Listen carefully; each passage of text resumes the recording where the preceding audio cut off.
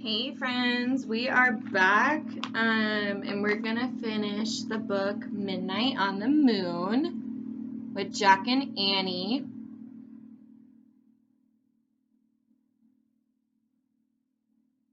We left off where they just are now finding another astronaut on the moon.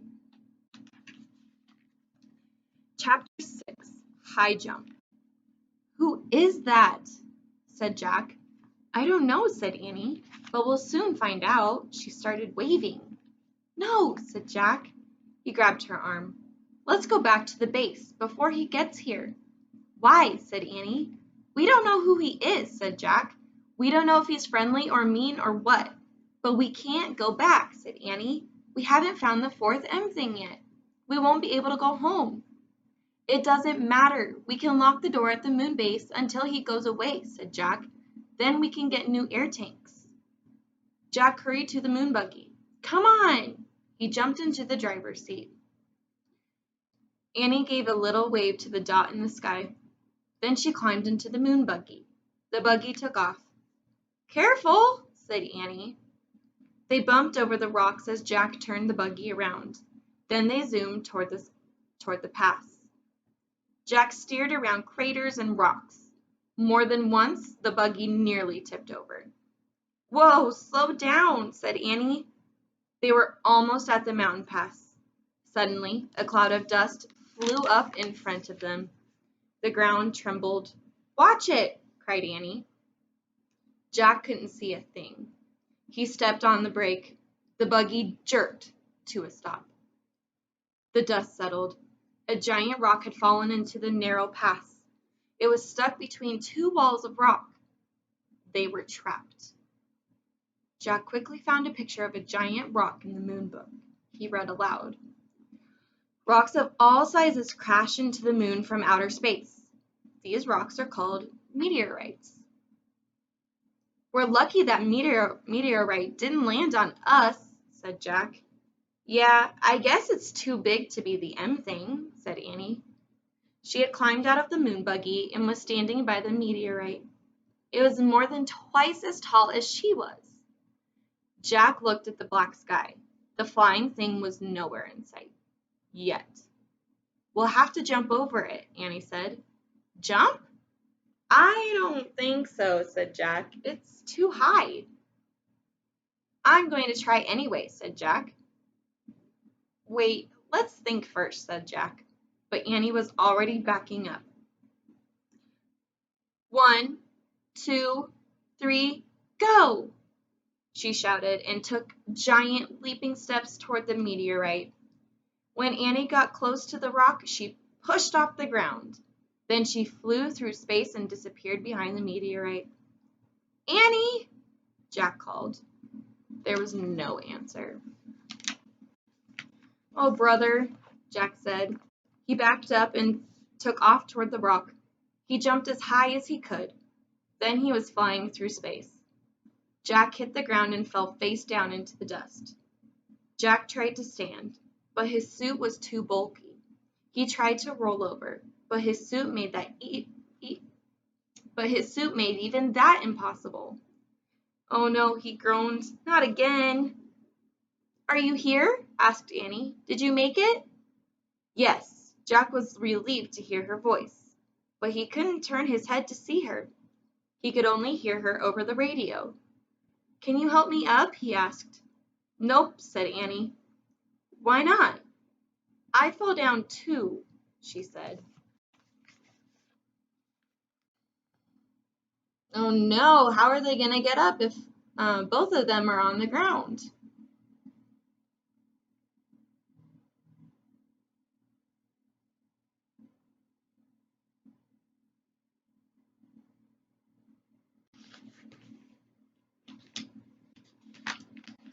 Oh, brother, Jack sighed. Now we are really in trouble. He tried to stand again and failed. Can you see anything? He asked. Just the sky, said Annie. Wow, it is weird. I'm worried about our air tank, said Jack. I feel like it's been 2 hours. Jack, said Annie. And what about that moon man? Said Jack. Where did he go to? Jack, whispered Annie. What? He's here, she said. The moon man is here. What? He's standing above me. Chapter 7. The Moon Man. Jack's heart nearly stopped. He could hear Annie talking. Hi, she said. We come in peace. There was silence. Then Jack heard Annie say, Thank you. I have to help my brother up now. A moment later, Annie rolled Jack onto his back. She grabbed his hand and pulled him up. Thanks, said Jack, once he was standing. The moon man was a few feet away. His face was hidden by a metal visor. He looked like a spaceman, a huge spaceman, with a giant tank on his back. It was as big as a refrigerator. That's a jetpack, said Jack. I've seen pictures of future astronauts flying with those things. It's like a mini spaceship, right? The moon man didn't answer. I don't think he can hear us, said Annie. He's not hooked up to our radio. Oh, right, said Jack. I'll write him a message. Good idea, said Annie. Jack pulled out his notebook and pencil. He wrote, We're Jack and Annie. We come in peace from America. Who are you? Jack handed the notebook and his pencil to the moon man. They looked tiny in his big hands. The moon man is a lot bigger than Jack, isn't he? It kind of looks like he has a robot for a jetpack.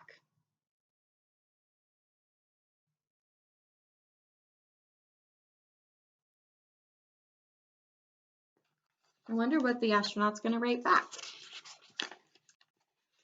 The moon man looked down at the message. He looked at the tiny pencil. Then he turned the notebook over. Jack and Annie watched as the moon man put the pencil to the paper. He was writing something very carefully. Finally, he gave the notebook back to Jack. Jack and Annie stared at the marks. Stars, said Annie. He drew stars. Maybe it's a space map, said Jack. Space map, said Annie.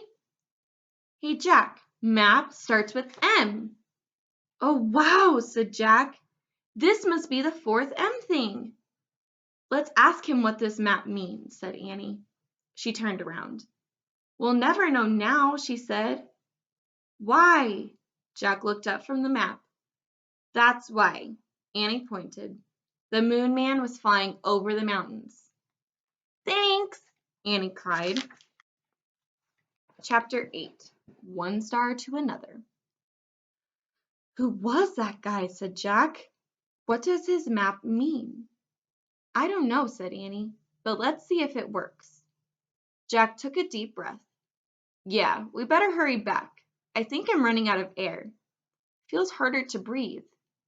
For me too, said Annie. Go slow. Don't breathe too much, said Jack. He and Annie took long, floating steps toward the moon base. Jack held his breath as if he were underwater. By the time they got to the white dome, he was ready to burst. Annie pushed a button beside the huge door. It slid open. They hurried into the airlock. The door closed behind them and the door to the hallway opened. Jack opened the visor of his helmet. He took a long, deep breath and let it out. Let's get out of these suits, said Annie. Good idea. Jack was dying to free his arms and legs. As they moved clumsily into the spacesuit storeroom, Jack felt heavy again. He and Annie unlocked each other's helmets, gloves, and boots and pulled everything off. Then they stepped out of their bulky suits. Wow! Whew, Jack said. He took off his glasses and rubbed his eyes. It was great to be free, even if he no longer felt as light as a feather. Hurry, Peanut's waiting, said Annie. She led the way down the steps to the bright landing chamber. Yay, she said softly. Jack was relieved to see the treehouse was still there. Soon they'd be heading home. He couldn't wait. Jack and Annie crawled through the treehouse window. We're back, Peanut, said Annie. Peanut ran to the letter M. "We missed you," said Annie. She patted the mouse's head. "We met a moon man." "Sorry, Peanut, but you have to move," said Jack. "We have to put the map on the M." Annie gently lifted the mouse off the M. Jack tore the star map out of his notebook. He placed it on the M next to the mammoth bone, the mango, and the moonstone. He sighed, then sat back on his heels. "Hand me the Pennsylvania book," he said. They needed the Pennsylvania book to get back home. There was silence. Jack turned and looked at Annie. "It's not working, Jack," she said. "The book's not here." "What? Was the map the wrong thing?" They looked around the treehouse. "It's definitely not here," said Annie. "Oh no," Jack's heart sank. He picked up the star map and stared at it. Squeak, squeak. Peanut jumped out of Annie's arms and scurried back to the letter M. "I've got an idea," said Jack. He reached into his pack and took out his pencil. "What are you doing?" said Annie. "You know how you draw a constellation?" said Jack. "You connect all the stars. What happens if we try that?" He drew a line from one star to another. He kept drawing until all the stars were connected. "Let me see," said Annie. Jack held the paper out so they could both study it. "It looks like a mouse," said Annie. "Yeah," said Jack. Here's Jack and Annie in the treehouse, and then the constellation that they drew. Do you think it has anything to do with Peanut?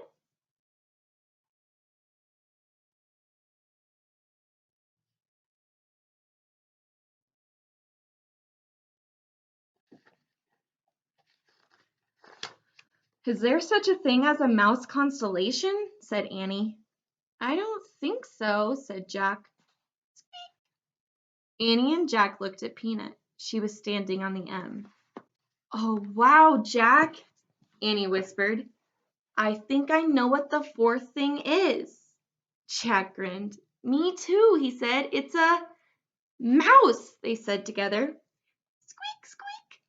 "Maybe the spell is moonstone, mango, mammoth bone, mouse," said Annie. Jack touched the M thing and turned as he whispered. "Moonstone, mango, mammoth bone, mouse." "Let's say it over and over and see what happens," said Annie.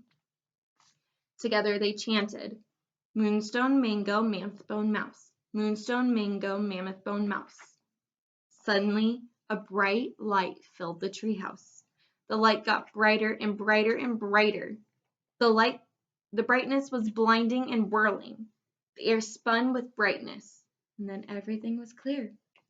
Peanut the mouse was gone, and Morgan Le Fay stood before Jack and Annie.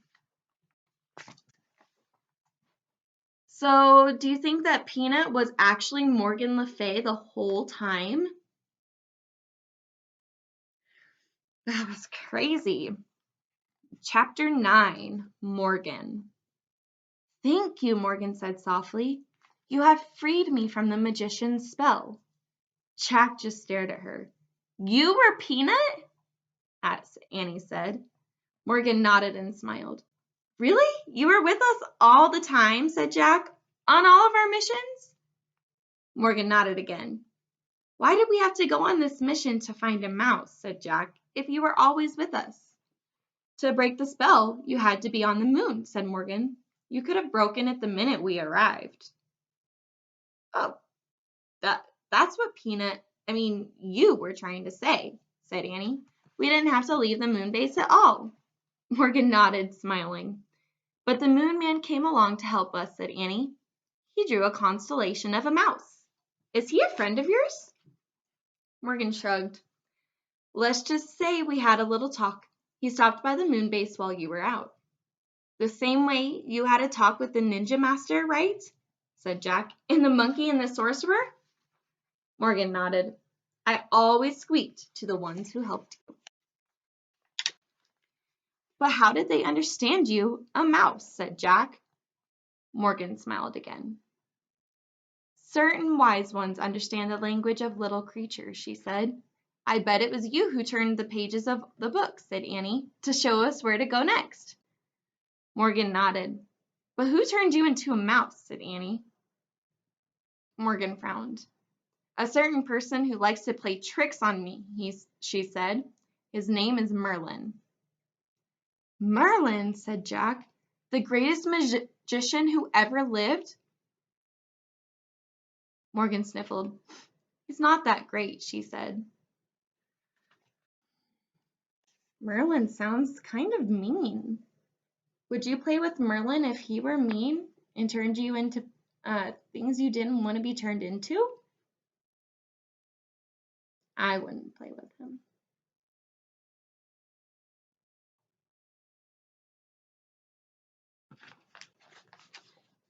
Morgan said, he doesn't even know I have 2 brave friends who help me. Us? Said Annie shyly. Morgan nodded, and I thank you both with all of my heart. You're welcome, said Jack and Annie. Morgan handed Annie the Pennsylvania book.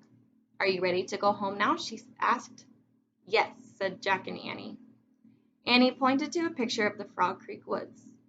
I wish we could go there, she said. The treehouse started to spin. It spun faster and faster and faster. Then everything was still. Absolutely still. But only for a moment. Chapter 10, Earth Life. The midnight woods woke up. A breeze rustled the leaves. An owl hooted. The sounds were soft but very alive. Jack opened his eyes. He pushed his glasses into place. He smiled. Morgan was still with them. He could see her in the moonlight. Her long white hair was shining. Morgan, can you and the treehouse stay here? Said Annie. In Frog Creek? No, I must leave again, I'm afraid, said Morgan. I've been gone from Camelot for a long time. She handed Jack his pack. She brushed his cheek.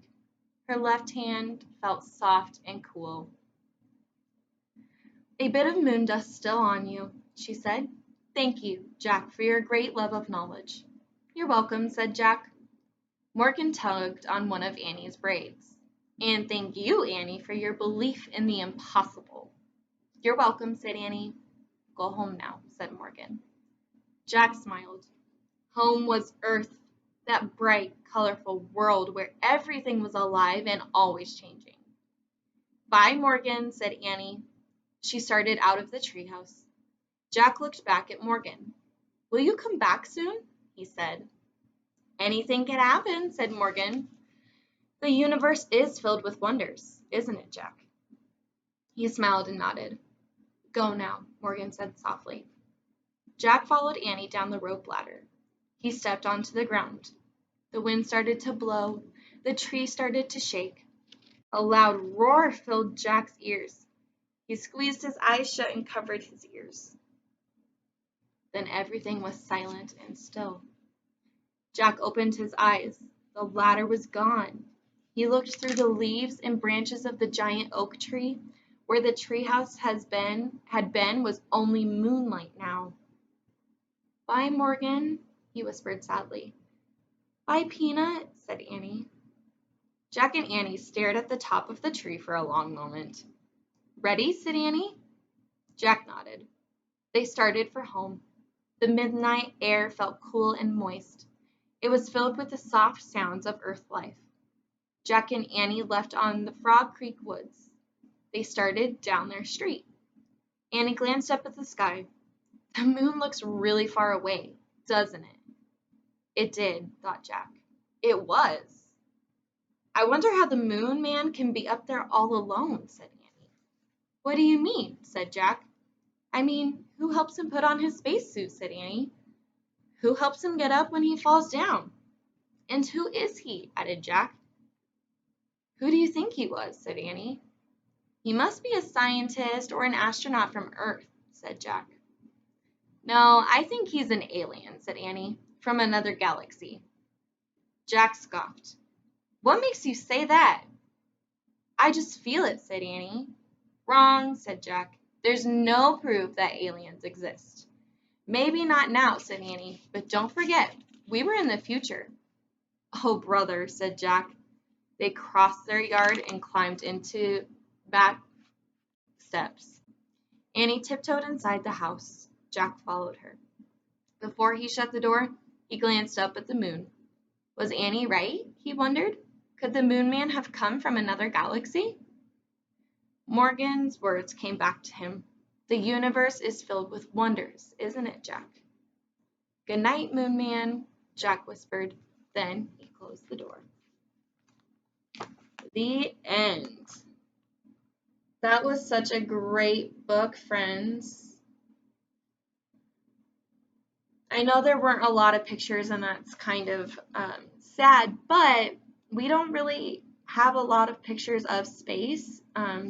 So there just weren't a lot of pictures in here. They did the best that they could. I'll see you guys for our next read aloud. Bye, friends.